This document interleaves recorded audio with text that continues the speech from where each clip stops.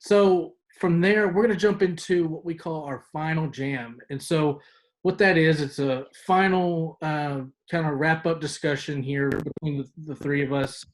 And and today's discussion will kind of be a response to what we mentioned up top is, and we'll go around and kind of share our thoughts on this. But what are some personal career or hobby driven goals that you want to accomplish in 2021, this new year? And how do you plan to take that on? So Joy, we'll start with you. What are your thoughts? For me, I just realized that it is time to not be a closet artist anymore.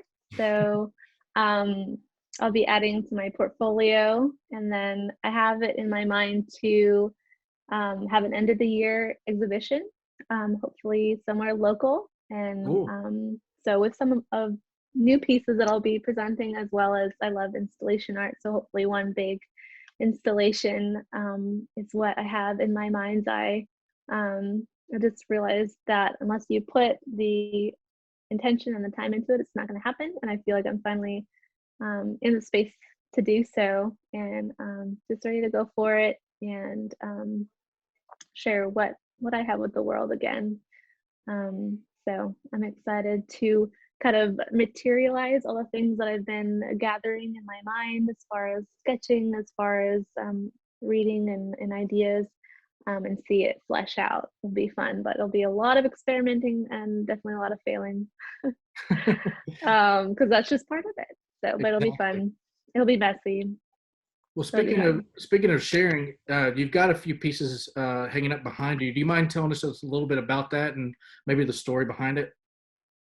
Yeah, I love any opportunity to talk about my art, especially because I feel like these pieces actually kind of tie into some of the things that we've been talking about on our podcast today. As with, I mean, I think we're all nostalgic people here. And Lane was talking about the song that just brings him back to that moment with his friend. And so that's what these pieces are a lot about. And a lot of my work is about memories and the human experience and kind of what shapes us and develops us. Sometimes they're these like really simple moments that almost seem insignificant, and then there's like these huge like earth-shaking moments that we can't help but be changed by them, like being in a pandemic or a snowpocalypse. Like they impact us, unavoidably. But then there's also like these kind of little memories that shape us as humans as well. So I guess you can see these. I'll get out of the way a little bit, but this one here is a mixed media piece with an old photograph of my mom, black and white photograph of her and her brother playing out in the mud, like just getting down and dirty. And so this piece is called "Those Were the Days," and it's kind of all about like the simplicity of childhood and like just enjoying like the mess and the spontaneity of being young and carefree. And so you can almost imagine like when you've been out in the trenches and you're covered in mud and you first get onto that like fresh clean carpet and it's just like everywhere. So there's actually real sand on this piece, as well as like all kinds of like tea stains and ink and things like that. And then at the very top there's like a little stick, so it's all kind of about that. I think we all have moments of our childhood where we were just getting messy and enjoying that sort of fun outside. And then this one over here, I have a kind of a screen, a fabric. See if I can come a little bit closer. I'm using my iPad here. So that one is like a fabric transfer of the beach with my sister, and then a small photo of my mom in the beach. And then intermingled in all of the fabric are dates written from different participants who also had like a memory at the beach. So some shared about a time when they went on their honeymoon or when they went with their family on vacation. And it's kind of how, even though we're all so different, we all have these like similar experiences and these similar moments where we kind of interact with the same things in similar ways. So those are just a couple glimpses of the kind of work that I do. I'll be branching out in some other endeavors working with resin is going to be a new one for me. It's going to be very messy and toxic, but and then working with fabric and clay will be some more things up and coming. So you could check out some more of my other pieces on Facebook at Owens Arts and Crafts. I have a few up there, and I'll be adding some more as time progresses. So. Awesome. Yeah, Very cool. for me, I think those are really cool ways to capture a memory, especially with the tangible, materials that you have with it. Because like it almost looks like the picture is the process of, or like the bottom piece is the output of the picture that is shown in a way. So like you can imagine those two kids, throwing around the mud and having fun, which if we try to do that right now, I don't know if people would look at me the same as they would like a kid doing that, but it definitely, like, seeing that makes you miss those times of getting messy and playing in the mud. But I think that's really cool. And even the beach, I mean, everybody's got memories of going to a beach at some point, hopefully. Yeah. But and those are always really interesting moments, really cool things to see there. And you really captured that experience in that piece too. Thank you. I always try to make it a little bit of an experience so that people can hopefully have their own memories to connect with it. I don't want it just to be about my memory or this person's memory. Hopefully there's an entryway for you to kind of plug in your own experience with those elements of your own childhood or some significant life moment. So do you plan on putting more pieces into this series, or expanding this idea of nostalgia or memories in a way through other mediums maybe? That's a question I've been wrestling with for a long time, because it's been a while since I've added to what I would consider my professional portfolio. I've done some commissions and painting projects on the side, but I've been kind of wrestling with, do I go back to this and kind of continue from here, or do we go in a different direction?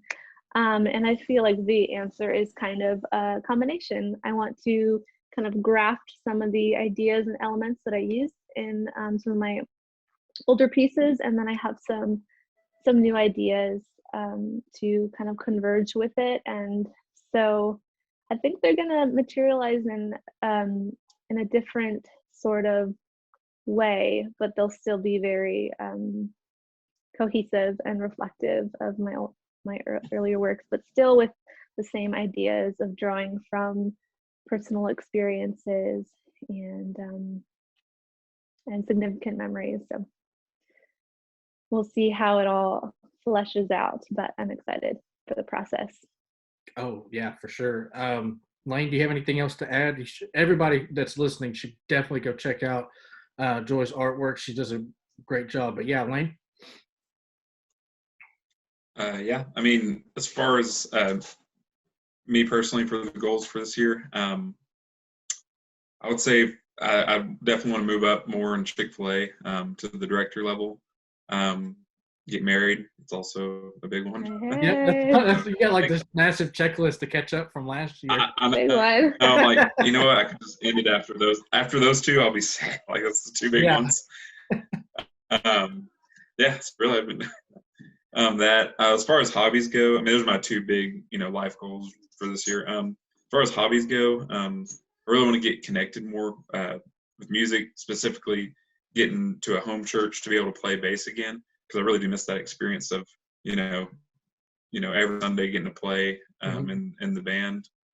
So I definitely want to start looking more. I've got a few churches around the area that we're going to look at and try to get connected to. So yeah, and then other than that, that's pretty much it for me. Awesome. For me, it's really kind of what I've talked about earlier in the show. It's my goal is to try to take all these ideas and concepts that I've been, kind of cooking in my head and kind of give them a try. And like we kind of mentioned too, sometimes you'll fail or sometimes it just won't work. But I think what's important in the creativity process is to do things regardless if you think it's a good idea or not. It's mostly the idea of doing it that progresses your skill set, I think. And even one of our painting professors back in college told us, I remember very well, it was, when we were in our painting class, and he would tell us to just kind of just paint whatever, but like paint until you enjoy it, until you like look at it and you're like, oh, I like that, So like sometimes it's just the process of doing it and then finally landing on a solution that you're happy with, that makes all of the process and all the work pay off, because you made the effort and you tried to do something. And yeah, sometimes you'll make some crappy paintings, or you'll make, a crappy song or whatever it is. Like, it's all going to push you forward and get you where you need to be. So I think that's my goal, is to keep trying to throw out my creativity in different avenues, through my hobbies, through some of my skill sets, and just see what sticks, basically, and just have fun with it. So that's kind of my goal. Yeah, I specifically remember that moment because we were in class together, in painting class with Professor Derek White, and he put a blank canvas out before us, and he had all these different kinds of paints and materials, and it was like, okay, everybody just go for it. And everyone was a little apprehensive at first, like, what are we going to do? We have to make something beautiful on this blank canvas. And he's like, well, sometimes art is about just like creating, and then you fix the problem. Like, even if it looks like, sometimes it's about making a mess and it looks terrible, and then you like find your way around it. And it's not always necessarily about making it like aesthetically pleasing or beautiful, but like take whatever problem you have and like wrestle with it and create something from it. Don't just trash it. So I remember that moment. That was very I was so afraid to mess up the painting, because I was like, I've got this room of all these great artists, and at the time, I was very, self-conscious about my own style and where I was kind of headed. We all were. But like, I just remember I was like, oh my gosh, I got to contribute to this, and I could not screw it up. Otherwise we're done for. But that's a great point for throwing in my paintbrush.